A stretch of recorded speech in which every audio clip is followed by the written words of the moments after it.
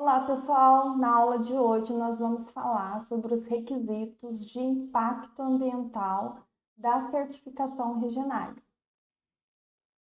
Eu vou compartilhar aqui com vocês a planilha, que é o meu resumo para a gente fazer essa gestão da certificação, onde eu fiz esse resumo dos principais requisitos.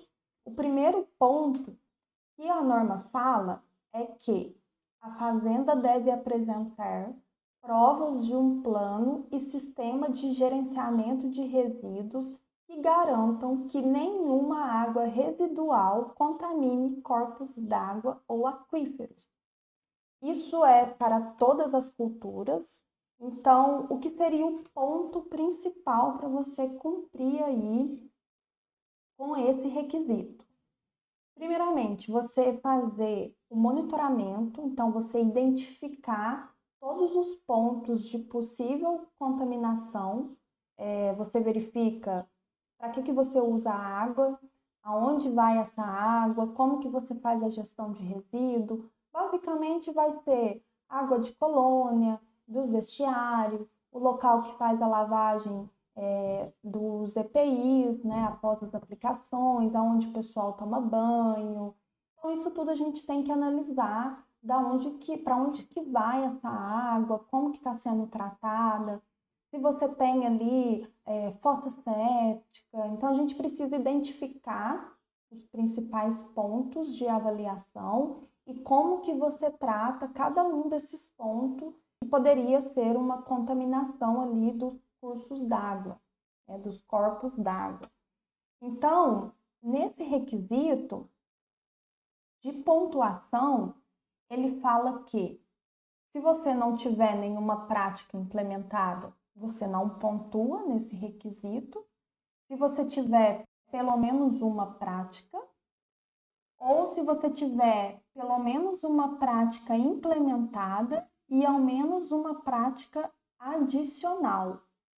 Então, você pode ter uma prática implementada, você coloca, então você identifica todos os riscos, os principais pontos que você gera água residual, lista tudo isso, faz uma avaliação de risco e coloca na frente como que você trata essa água residual.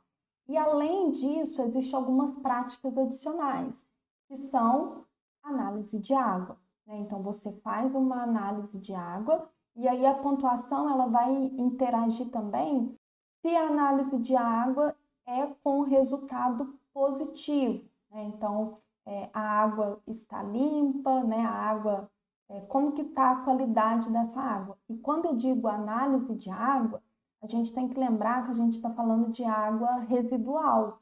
Então, eu não estou falando daquela análise de água de potabilidade, de acordo com a portaria 888. Estou falando de uma análise de água para a gente verificar contaminantes. Então, você vai fazer ali uma análise de água de saída. Então, a gente precisa verificar. Uma sugestão seria fazer uma análise de água de entrada, para você saber a qualidade da água também que está entrando, e uma análise de água de saída. Você pode também fazer análise de pesticidas dentro de corpos d'água. Então, você pega ali algum ponto que tem açude ou alguma lagoa que existe, logicamente, produção no entorno, que a gente já conseguiria verificar se é eficiente a implementação das zonas tampão, que a gente viu na aula anterior, e já conseguiria atender esse requisito também, que é fazer uma análise d'água para verificação dessas águas residuárias e verificar a qualidade da nossa água também. Então, é muito importante a gente identificar aí quais os principais pontos, fazer realmente ali um plano de gerenciamento de águas residuárias. O próximo item é: a fazenda deve estabelecer, documentar, manter e melhorar continuamente um plano de ação para plásticos, seguindo os princípios de recusa, redução, reutilização, reciclagem, cooperação, Enfim, esse plano, não necessariamente você precisa fazer um plano para gerenciamento de plásticos.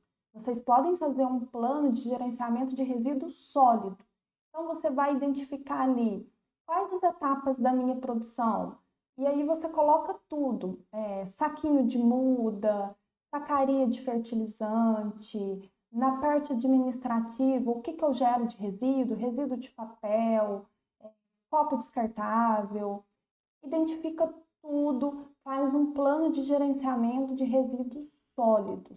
E aí, com base nesse plano de gerenciamento de resíduos sólidos, você vai implementar ali medidas para redução, reutilização. Então, isso tudo, se tiver muito bem escrito em um plano, serve como evidência durante a auditoria. E aí, aqui na parte de pontuação, o que ele vai pontuar? Primeiramente, se existe esse plano, né? Se está implementado esse plano de gerenciamento, se há redução no uso de plástico, se já está presente e pode ser demonstrada. Então, não basta você ter esse plano e falando. Se você quiser aumentar a sua pontuação, você precisa demonstrar como que isso é feito e você faz isso através de evidências. A pontuação será influenciada pelo contexto específico de cada fazenda. Então, logicamente, né, a gente tem que entender ali o tipo de produção, os tipos de resíduos que são gerados, mas o mais importante é você realmente fazer uma avaliação profunda ali de todos os resíduos, né? Não olhar somente nos resíduos principais, mas olhar também para os resíduos contaminantes, né?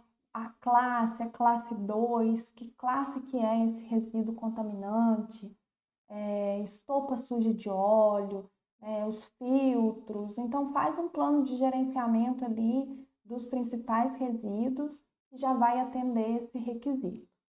Os agricultores, próximo requisito. Os agricultores devem ter uma metodologia ativa de monitoramento de captação de água da chuva e sua utilização, a fim de limitar a pressão sobre as fontes públicas de água.